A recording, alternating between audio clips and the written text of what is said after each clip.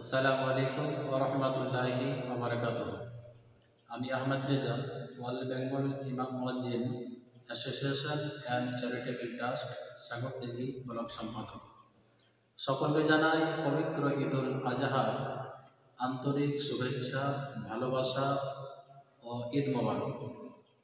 সকলকে বলবো, যেহেতু আগামীকাল ঈদুল আজহার নামাজ অনুষ্ঠিত হতে চলেছে, নামাজের পরে আমরা পশু কোরবানি করি।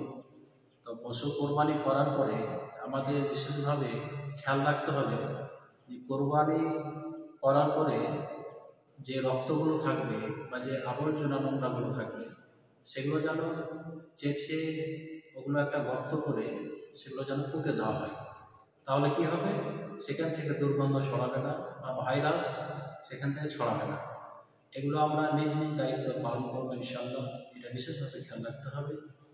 আর এই উৎসবের সময় অনেক ভাইরা বিদেশ থেকে বাড়ি ফিরেন, বাড়ি আসেন, তো স্বাভাবিক সেটা বাইক একটু বেশি চলে রাস্তাঘাটে।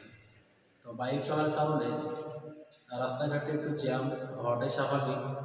তো সকলকে বলবো বাইকের গতি একটু কম করবেন, কারণ উৎসব আসবে যাবে, কিন্তু একবার জীবন চলে গেলে সেই জীবন কোনো মতেই আর ফিরে আসবে না।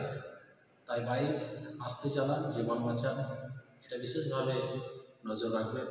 আর গার্জিয়ানদেরকে বলবো, অনুরোধ করব যে অল্প বয়সের ছেলেদেরকে বাইক চালাতে দেবেন না, কারণ দুর্ঘটনা ঘটবে, মৃত্যু হবে।